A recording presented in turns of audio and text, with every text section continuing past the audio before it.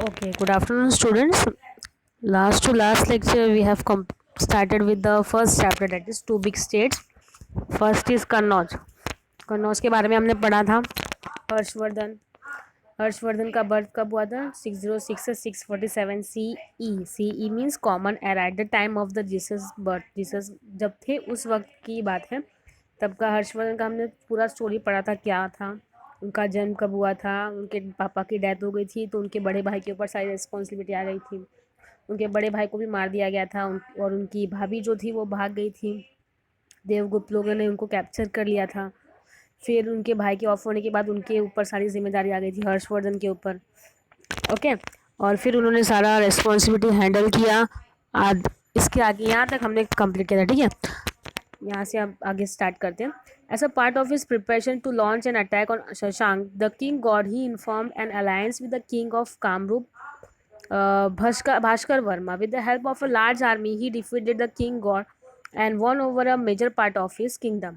अब जब उनके पास सारा रिस्पॉन्सिबिलिटी आ गया था हर्षवर्धन का, तो उन्होंने क्या सोचा था कि जो किंग शशांक थे, जिन्होंने उनकी वाइफ के पीछे इतना पड़े थे, उनको किडनैप कर लिया था, तो उनको सबक सिखाना था. तो उन्होंने क्या किया, अलायंस लिया. अलायंस मतलब एक ग्रुप बनाया उन्होंने. आसाम के लोगों के साथ में फ्रेंडशिप करके, उन लोग के साथ में रह के उन्होंने क्या किया, जो किंग गॉड थे, ही डिफीटेड द गॉड किंग. मतलब किंग गॉड को क्या कर दिया, डिफीट कर दिया, हरा दिया. और वहाँ का जो पूरा किंगडम है वो हर्षवर्धन के अंदर आ गया, उनके कब्जे में आ गया. ठीक है.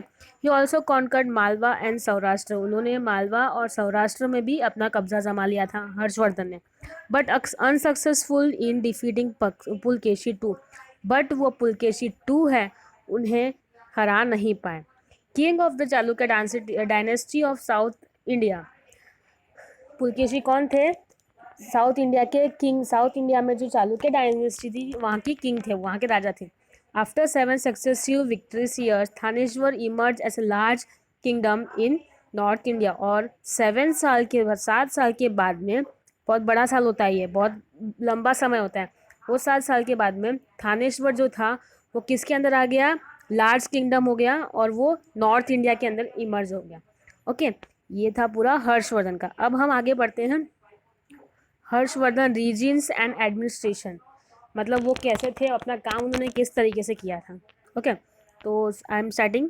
Harshvardhan personally supervise the administration of his state by travelling extensively to different parts of his empire. Harshvardhan क्या करते थे, सारे एडमिनिस्ट्रेटिव वर्क को सुपरवाइज करते थे, किस तरीके से काम चल रहा है, और वो खुद जा जाके वहाँ पे चेक करते थे कि वर्क कैसा चल रहा है.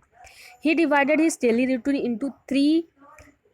Into three parts. उन्होंने उनका जो डेली लाइफ था ना उसको 3 पार्ट में डिवाइड किया था. पहला क्या था, for the administrative purpose. Administrative purpose जो है मीन्स वो राज्य में किस तरीके से काम चल रहा है, जो पेपर वर्क्स होते हैं, कहाँ पे लोगों को अनाज मिल रहा है, कहाँ लोगों की मदद की जा रही है, ये पैसे कहाँ लगाने, ये सारा जो काम था वो काम देखते थे.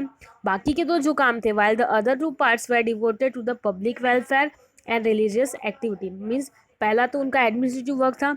सेकेंड क्या था, पब्लिक के लिए उन्होंने अपना टाइम रखा हुआ था कि लोगों को जो भी प्रॉब्लम हो वो सॉल्व करेंगे वो.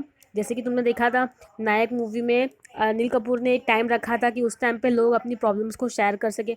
उसी तरीके से इन्होंने भी अपने दिन के 3 पार्ट में से पहला पार्ट एडमिनिस्ट्रेटिव पर्पस में दिया था. सेकेंड जो था वो पब्लिक वेलफेयर, मतलब पब्लिक को जो भी प्रॉब्लम्स है उनके बारे में जो भी सोचना है उसके लिए. और थर्ड था रिलीजियस एक्टिविटी, मतलब भक्ति में भी वो बहुत मानते थे.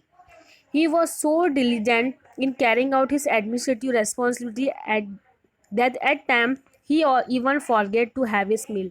मतलब वो अपने काम को लेके इतने प्रोफेशनल थे, इतने बोलते हैं पक्के थे कि जब तक वो काम नहीं होता कभी कभी तो वो खाना खाना भी भूल जाते थे. इतना काम को लेके लगन था उनके अंदर, इतना डिवोटेड थे वो अपने काम को लेके. ओके. ये था उनका एडमिनिस्ट्रेटिव लेवल का काम कैसे करते थे, उन्होंने उनके लाइफ को किस तरीके से डिवाइड किया, ये पैराग्राफ में वो था. ठीक है. अब आगे है imprints left by the Harshvardhan. Harshvardhan की जो जो निशानी रह गई है वो क्या है, देखो. Harsh build many rest houses, wells, step wells, lakes, maths and viharas and also prohibited animal slaughter. मतलब हर्ष ने बहुत सारे घर बनाए थे, रेस्ट हाउसेस, जो हम यात्रियाँ बाहर जाते हैं उनको रेस्ट करने के लिए घर होता है वो. वेल्स, वेल्स मतलब आपको पता है कुआँ. Step wells, staples, lakes, maths and viharas and also prohibited animal slaughter. मतलब उन्होंने ये सब घर बनाए थे, कुएं बनाए थे गांव के लिए, और जो एनिमल्स को मारते थे, एनिमल स्लॉटर मतलब जो एनिमल्स को मारा जाता था वो भी उन्होंने बैन करवा दिया था। Every year he organized a Buddhist religious meet, and even every 5 years he would organize a huge religious congregation at Prayag. मतलब हर साल वो बुद्धिस्ट रिलीजियस से मिलते थे और हर 5 साल में वो एक बहुत बड़ा फंक्शन रखते थे प्रयाग में। There he would donate generously till his entire treasury was emptied, and would even give away the ornaments he would be wearing at that time। मतलब जब यज्ञ हुआ करता था उस टाइम पे उनके पास जितनी संपत्ति होती सारा वो दान कर देते। कुछ कुछ समय तो ऐसा हुआ था कि जो ऑर्नामेंट्स उन्होंने पहना हुआ था इवन वो भी वो दे देते, जैसे कि उनके बॉडी में चेन होगा, रिंग होगा, वो भी वो दान कर देते थे। इतने लीन हो जाते थे, मीन्स इतना वो मानते थे, भक्ति में, पूजा, ये सब में बहुत मानते थे। ओके, चलो यहाँ तक रीड करो। I am sending you the next video after 5 minutes। Okay.